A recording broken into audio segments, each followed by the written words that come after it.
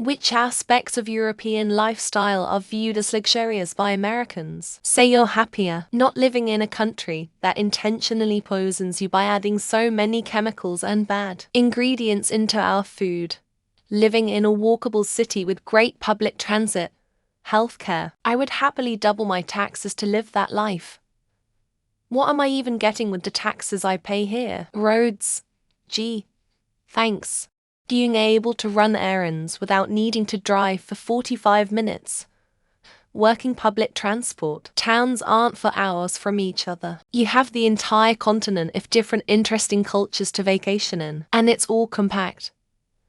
So it's not a 3-day road trip to see anything interesting. Most of your politicians don't seem hell-bent on making life worse for everybody. You aren't dead frozen or searing hot for 90 of the year. Europeans really don't know how good they have it, man.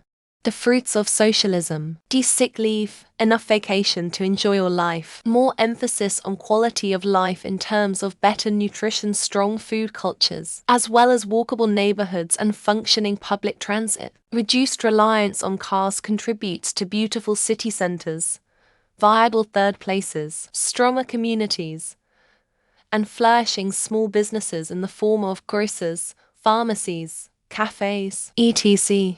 During my educational stay in Italy, I noticed a significantly slower pace of life. It was common for our professors to arrive last to class, indicating a general culture of taking one's time. The absence of the relentless hustle, so familiar elsewhere, was striking. Remarkably, the village where my apartment was situated would close down for several hours each afternoon, allowing shop owners to break for lunch.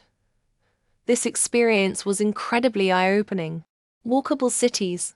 Most Americans only experience a walkable lifestyle at university, which becomes forever enshrined in their brain as a magical experience. In many ways, the university life is European cosplay, and Americans pine for it after they graduate and move into the suburbs, where they drive a gas guzzler 30 minutes to everything they do, from dining to kids' sporting events. Walkability is inconceivable for many Americans. This observation mainly applies to Southern Europe, where you can enjoy wine by the glass, coffee, and pastries at affordable prices. In contrast, cafes in the US are often positioned as fashionable spots, where ordering a pastry alongside a coffee typically costs around $810. However, in countries like Italy, Portugal, and Spain, the same combination of coffee and a croissant is available for approximately €3. When I was in Ireland, everyone was so kind. It seemed like no matter who I came across, they were generally interested in getting to know me. With the utmost sincerity, people took their time.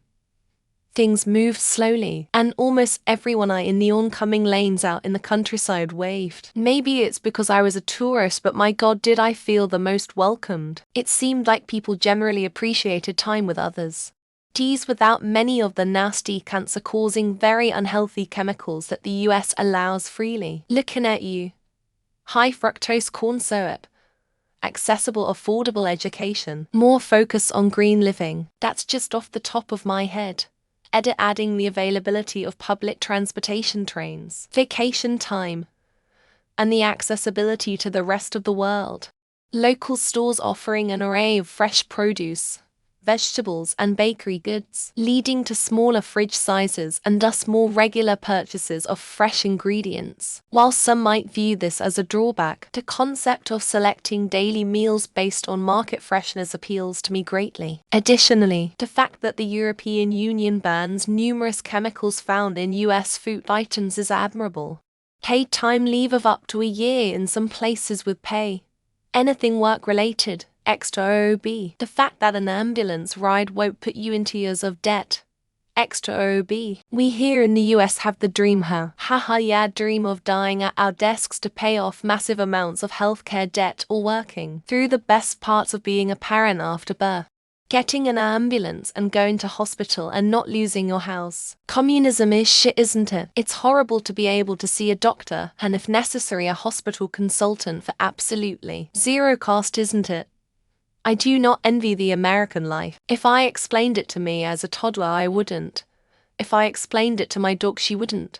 Being able to go to the doctor with no thoughts of bankruptcy caused by medical bills. Not sending your children to school worried you might never see them alive again. Knowing you won't have debt for the rest of your life because you wanted to go to college. Prettier and more durable money. High quality food for normal prices. Cost-effective higher education options. Our child is attending a university in Scotland. Press surprise at the perceived extravagance of studying abroad until they learn that it costs half as much as attending a comparable college in the US, even when factoring in the expenses for travel. 2 weeks long vacations. I've had to reach our contact at HQ in Europe for support and have legit been told to ask someone else because he was going to Switzerland skiing for 3 weeks on holiday. But here I am getting nervous about taking more than 3 days off in a row because I don't want to come back to 500 emails. The daily pace of their lives. They seem to socialize more sitting in an outdoor plaza having a beverage and chatting, etc. The amount of vacation time that they get and their general attitude. Happiness in living life. Also, it seems that they dress more formally, at least in the European areas that I traveled in. This is only really true for Southern Europe. But cheap wine by the glass, cheap coffee and pastries. Cafes in the US are marketed as very trendy, and if you want a pastry and a coffee, you should be ready to pay like $8–10. In most of Italy, Portugal and Spain you can get coffee and a croissant for like €3. Vacations lasting over 2 weeks. When seeking assistance from our European headquarters, I was advised to consult someone else since the contact was off to Switzerland for a 3-week ski holiday. Meanwhile, I hesitate to take even a 3-day break, fearing the avalanche of emails awaiting my return. It could be luxurious. But when I lived in Germany, I loved that there were grocery stores just in the middle of the neighborhood for people to walk to. It was so much easier to just walk down and buy what was needed for the next couple days and not have to store a ton of food that would probably go bad. I don't think this is universal in Europe, but I would say the slow pace at which some things are done, especially something like going out to eat. In the US, you're rushed in.